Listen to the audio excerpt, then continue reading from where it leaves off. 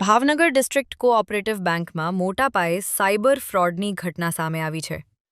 મળતી માહિતી મુજબ તળાજા, ભરતનગર, સુભાષનગર અને સિત્સર શાખામાંથી સાયબર ગઠિયાઓએ બેંકનું સોફ્ટવેર હેક કરી 7 કરોડથી વધુ રકમ ટ્રાન્સફર કરી લીધી છે. રવિવારના દિવસે આ ઘટના બની હોવાનું જાણવા મળી રહ્યું છે.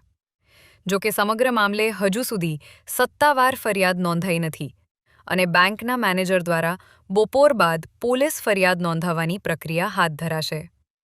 સાયબર ફ્રોડની ઘટનાને લઈ હાલ ભાવનગર ડિસ્ટ્રિક્ટ કોઓપરેટિવ બેંકની તમામ શાખાઓમાં લેવડ દેવડ સહિતના કામ તાત્કાલિક બંધ કરવામાં આવ્યા છે. સર, બેંકમાં ફ્રોડની ઘટના બની છે, શું કહ્યું? એમાં એવું છે, રવિવારના દિવસે રજા હોવાથી અને મોબાઈલ એપ્લિકેશનથી આ રકમ સોફ્ટવેરના ડેટા હેક કરીને કોઈ અજાણ્યા શખ્સોએ આ કૃત્ય આચર્યું છે. પણ અમને જ્યારે સોમવારે ખબર પડી કે મોબાઈલ એપ્લિકેશનથી લગભગ 1 કરોડની અંદર ટ્રાન્ઝેક્શન થતા હોય છે, પણ જ્યારે મોટી રકમની અમને ખ્યાલ આવ્યો ત્યારે અમે તાત્કાલિક આ કંપનીને જાણ કરી અને અમારા તમામ ડેટા બંધ કરાવ્યા અને તાત્કાલિક વધારે જતી રકમ અટકાવી છે. સાહેબ, ભાવનગરમાં અમુક વિસ્તારમાં પોલીસ દ્વારા જે દેશી દારૂના અડ્ડાઓ પર રેડ કરવામાં શું છે?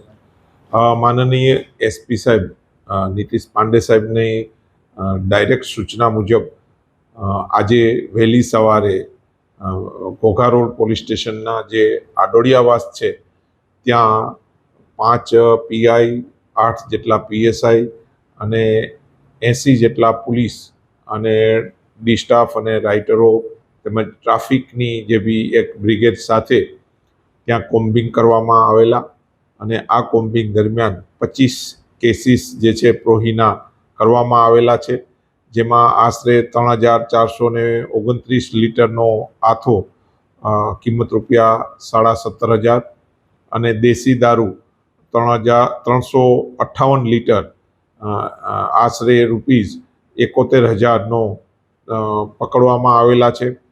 આ કામે 7 આરોપીઓ ત્યાં હાજર હોય તેને પકડવામાં આવેલા છે અને 3 જેટલા વાહનો અને 2,000નો દંડ આજે કોમ્બિંગ દરમિયાન કરવામાં આવેલા છે.